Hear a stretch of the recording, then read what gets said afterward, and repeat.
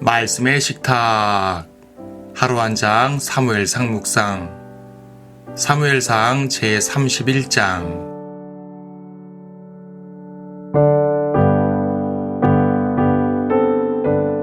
31장 4절을 보겠습니다. 그때 사울이 그의 병기든 자에게 말하기를 내 칼을 빼어 그것으로 나를 찌르라. 이 할례 받지 않은 자들이 와서 나를 찔러 나를 욕되게 할까 함이라 하였으나 그의 병기든 자가 원치 아니하였으니 이는 그가 심히 무서워하였음이더라. 그러므로 사울이 칼을 취하여 그 위에 엎드러지니라. 드디어 사울이 죽었습니다. 이스라엘의 초대 왕이요 다윗의 원수였던 사울이 죽었습니다. 악령이 휩싸여 다윗만 추격했던 부정적 모습과는 별도로 그는 용사였습니다. 그는 왕으로서 여러 차례 전쟁에서 승리를 거두며 이스라엘을 잘 방어했습니다. 특히 왕으로 임명받은 초기 모습은 겸손하고 용맹하며 훌륭한 왕이었습니다. 후에 다윗은 그의 죽음을 애도하며 용사라고 표현합니다. 하지만 사무엘상 전체를 통해서 우리는 그를 악한 왕으로 기억합니다. 그는 불순종한 왕이요, 마귀 들린 왕이요, 포악한 왕이요, 한마디로 실패한 왕입니다. 그가 불순종한 것은 통치 초기입니다. 하지만 하나님께서는 그를 곧바로 제거하지 않으시고 40년 동안 다스리게 하셨습니다. 그의 통치 전반부에는 왕의 역할을 그럭저럭 했습니다. 하지만 후반부, 적어도 마지막 10년 이상은 마귀 들려서 다윗만 추격하다가 끝납니다. 그동안 백성들의 삶은 고단해져 갑니다. 그의 군사들도 다윗을 쫓는 무의미한 전투 준비에 힘을 낭비했습니다. 이런 왕이 백성들을 잘 돌보았을 리는 만무합니다. 일찍이 백성들은 사무엘에게 왕을 달라고 소리쳤었는데 그 왕이 이럴 줄은 아무도 몰랐을 것입니다. 하나님께서는 왜 첫 번째 왕으로 이런 사람을 보내주셨을까요? 그것은 악한 요구를 한 백성들에게 깨우침을 주시기 위함이었습니다. 어차피 하나님께서는 왕을 세울 계획을 갖고 계셨습니다.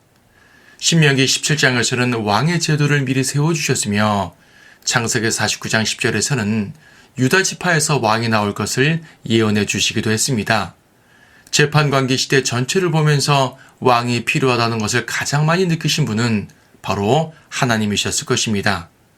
하나님께서는 그분의 마음속에 누군가를 계획해 놓으셨습니다. 하지만 하나님보다 먼저 백성들이 움직였습니다.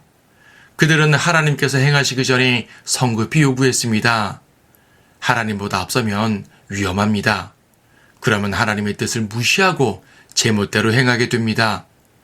성도는 하나님께서 일하실 때 그분을 따라야 하는 것입니다. 예를 들어 출애굽 사건을 보십시오. 그때는 하나님께서 먼저 찾아와 주셨습니다. 하나님께서 모세를 부르시고 백성들에게 보내셨습니다. 이것이 올바른 것입니다.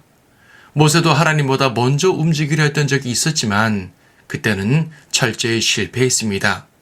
하나님의 뜻을 온전히 이루려면 그분이 시작하실 때까지 기다리고 그분의 뒤를 착실하게 따라가야 합니다.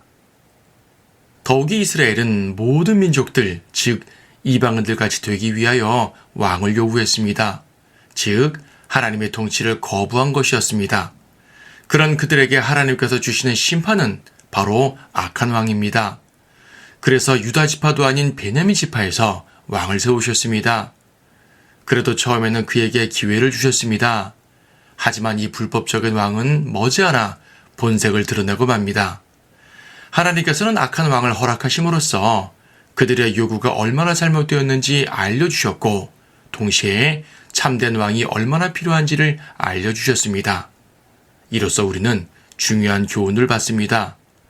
하나님을 거절하는 이 세상이 얼마나 악한 왕의 통치를 받고 있는지요. 마귀는 이 세상의 신이자 통치자가 되어서 세상을 악하게 다스립니다. 그래서 우리는 참된 왕을 기다립니다. 다윗의 아들이신 예수 그리스도께서 속히 오시어 그분의 의로운 왕국을 세우시기를 간절히 기다리는 것입니다.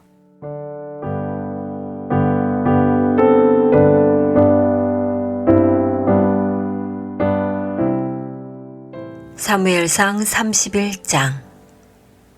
그때 필리스티아인들이 이스라엘과 싸웠는데 이스라엘 사람들이 필리스티아인들 앞에서 도망하다가 길보아 산에서 죽임을 당하여 쓰러지니라.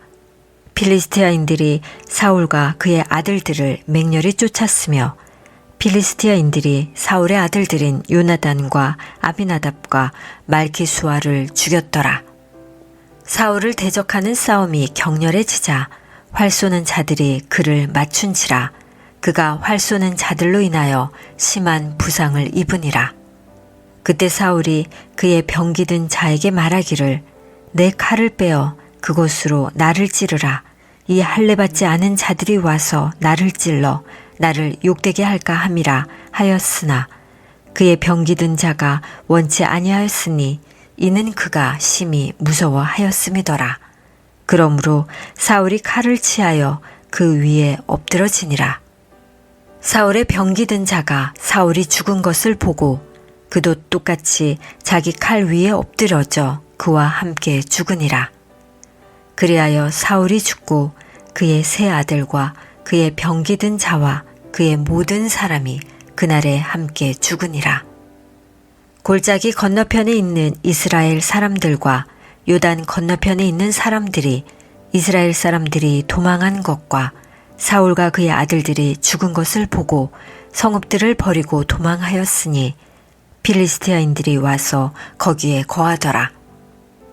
이튿날 필리스티아인이 죽임당한 자들을 벗기러 왔다가 사울과 그의 세 아들이 길보아 산에서 쓰러져 있는 것을 발견하고 그들이 그의 머리를 베고 그의 갑옷을 벗겨서 그들의 우상들의 신당에서와 백성 가운데서 알리려고 필리스티아인들의 땅 사방으로 보냈더라.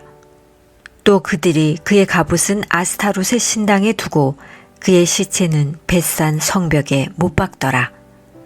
야베스 길랏 거민들은 필리스티아인들이 사울에게 행한 것을 듣자 모든 용사들이 일어나 밤새도록 가서 사울의 시체와 그의 아들들의 시체를 벳산 성벽에서 취하여 야베스로 와서 그것들을 거기서 불사르고 그들의 뼈를 취하여 야베스에 있는 한 나무 아래에 장사하고 7일간 금식하였더라.